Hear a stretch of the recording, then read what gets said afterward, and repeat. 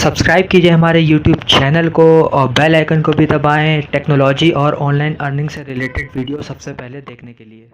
Question number 1। दोषी फांसी के फंदे पर लटका हो फिर भी जिंदा बच जाए तो क्या होगा। दरअसल इससे संबंधित 1996 में सनसनी फैल गई थी जब रामनाथ गोगोई को उल्फा गतिविधियों के लिए सेना ट्रिब्यूनल ने फांसी की सजा दी थी। गोगोई फांसी के फंदे से फिसल गया था और रस्सी गोगोई के गर्दन के साथ ही गिर गई थी, लेकिन गर्दन फिसलने के कारण वह गिर गया था और गोगोई अपनी ठुड्डी से लगभग 1 से 1.5 मिनट तक लटका भी रहा था।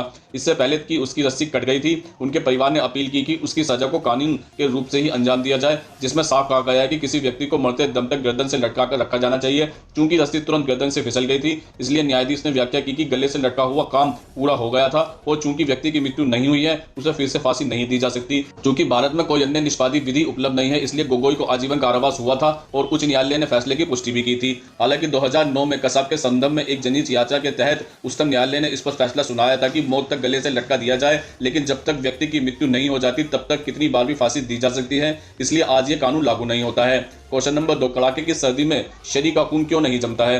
दरअसल 4 डिग्री से नीचे तापमान पर शरीर आने वाले बदलाव की चेतावनी देता है। शरीर में मौजूद सेंसर एक समय में एक ही तरह के तापमान को समझते हैं। ठंडे तापमान को भापने वाले सेंसर गर्म तापमान को नहीं आंक सकते, लेकिन दुनिया के किसी भी कोने में रह रहे लोगों का आंतरिक तापमान लगभग समान ही होता है, चाहे वह सहारा के मरुस्थल में रह रहा हो या फिर ग्रीनलैंड की ठंडी बर्फीली हवाओं के बीच में रह रहा हो। दरअसल जब हम कांपते हैं तो शरीर में रक्त सरबराह तेज हो जाता है, जिससे हमें गर्मी मिलती है। पुरुषों के मुकाबले महिलाओं में आंतरिक तापमान बनाए रखने का ज्यादा बेहतर तंत्र होता है। उनके शरीर की संरचना कुछ ऐसी होती है कि जिससे आंतरिक भागों को गर्मी मिलती रहती है। साथ ही अगर वह गर्भवती हो तो शरीर के भीतर पल रहे शिशु के लिए भी तापमान उचित ही बना रहता है। Question number 3। शाकाहारी लोग कटहल की सब्जी क्यों नहीं खाते हैं। दरअसल भारत के अधिकांश शाकाहारी लोग कटहल की सब्जी या फिर जैक फ्रूट नहीं खाते हैं। दरअसल कटहल के कई फल और फूलों से मिलकर बना होता है तथा इसका स्वाद थोड़ा सा मीठा होता है। कटहल अधिकतर दक्षिण भारत और आसाम, नागालैंड राज्यों में खाया जाता है। कटहल हमारे शरीर में ब्लड शुगर को नियंत्रित करने में भी काम आता है, उसी के साथ यह डायबिटीज को भी नियंत्रित करता है। लेकिन कई शाकाहारी लोग कटहल को खाने से परहेज करते हैं, क्योंकि कई पारंपरिक हिंदू परिवारों में ऐसा माना जाता है कि कटहल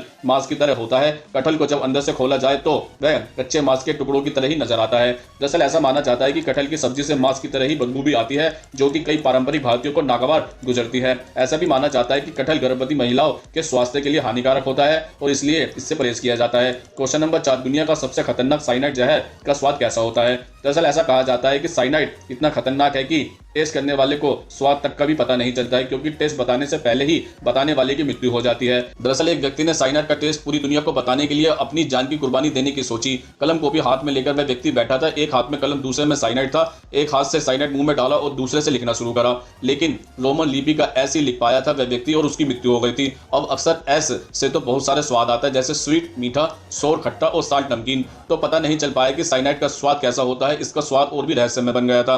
दरअसल ऑस्ट्रेलिया के एक प्रतिष्ठित news portal Sunday morning Herald के अनुसार 2006 में एक भारतीय ने सुसाइड करने के लिए साइनाइड खाया था। उसे बचाया तो नहीं जा सका, लेकिन उसने अपने सुसाइड नोट में लिखा था कि पोटेशियम साइनाइड मैंने टेस्ट किया है और यह जीभ को जला देता है, इसका स्वाद बहुत ज्यादा कड़वा होता है। Question number 5। कुरकुरे के पैकेट में हवा क्यों भरी जाती है। दरअसल कुरकुरे के पैकेट में नाइट्रोजन गैस भरी जाती है, जिससे कि कुरकुरे खराब नहीं होता है। अगर कोई भी खाद्य पदार्थ अधिक समय तक ऑक्सीजन के संपर्क में रहे तो वह खराब हो जाता है, इसलिए चिप्स, कुरकुरे के पैकेट में नाइट्रोजन गैस भरी जाती है। Question number 6। ऑस्ट्रेलिया में ऊंट को देखते ही क्यों मार देता है।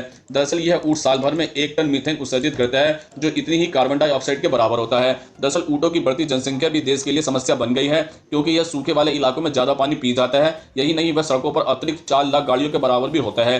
दरअसल स्थानीय संगठन APY का कहना है कि ऊंटों को मारे जाने का एक और कारण दक्षिण ऑस्ट्रेलिया में पानी की कमी भी होना है। स्थानीय लोगों का कहना है कि हम पानी की किल्लत की वजह से AC का पानी भी स्टोर करके रखते हैं। ये ऊंट इस पानी को भी पी जाते हैं। ये घर के आसपास घूमते हैं, फेसिंग को भी नुकसान पहुंचाता है। दरअसल जंगली ऊंट की आबादी हर 9 साल में दोगुनी हो जाती है। यहाँ वर्ष 2009 से 2013 तक 1,60,000 लाख ऊंटों को मारा गया था। इसके अलावा रिपोर्ट में दावा भी किया गया है कि ऊंट ग्लोबल वार्मिंग को बढ़ा रहे हैं। ऊंट साल भर में 1 टन मीथेन उत्सर्जित करते हैं, जो इतनी ही कार्बन डाइऑक्साइड के बराबर होता है। दरअसल ऑस्ट्रेलिया में इनकी आबादी 12 लाख से भी अधिक है। दक्षिण ऑस्ट्रेलिया सूखे की वजह से पानी की किल्लत में है। सबसे ज्यादा खराब हालत न्यू साउथ वेल्स की है। जमीन में नमी तक नहीं है, घास तक नहीं बची है, पशु भूख और पानी से मर रहे हैं। लोग शहरों की ओर रुक कर रहे हैं। यहाँ के 57% हिस्से को सूखाग्रस्त घोषित भी कर दिया गया है। Question number 7। दुनिया का कौन सा सागर है जिसका कोई किनारा तक नहीं है। दरअसल सरगोशी सागर पूरी तरह से अटलांटिक महासागर के भीतर भूमि सीमा के बिना एकमात्र समुद्र है। सरगोशी सागर में पाया जाने वाला एक समुद्री शैवाल मुक्त तैरने वाला सारगुमन के मैट कई जानवरों को आश्रय और आवास प्रदान करता है। सरगासो सागर पृथ्वी पर एकमात्र समुद्र तट है जिसमें समुद्र के किनारे बिना समुद्र के समुद्र है। प्रकृति की यह विचित्र और अनोखी रचना उत्तरी अटलांटिक महासागर के बीच में स्थित है और समुद्र की धाराओं से घिरी हुई है। क्वेश्चन नंबर 8, बिजली से इंसानों को करंट क्यों नहीं लगता है? दरअसल हम सभी जानते हैं कि हमारे शरीर में रक्त व जल उपस्थित होता है, जो कि विद्युत का एक अच्छा चालक है। जब हमारे शरीर का कोई भी भाग विद्युत के संपर्क में आता है तो ये दोनों पदार्थ उसके प्रवाह के लिए एक सुगम मार्ग प्रदान करता है, जिसे हम झटका भी कहते हैं। क्वेश्चन नंबर 9, कभी कभी समुद्र में चकोर लहरें क्यों आती है? दरअसल यदि आपको कभी समुद्र में चकोर आकार के पैटर्न दिखाई देते हैं तो यह अत्यधिक अनुशंका की जाती है कि आपको तुरंत पानी छोड़ देना चाहिए, क्योंकि आप अपना जीवन भी खो सकते हैं।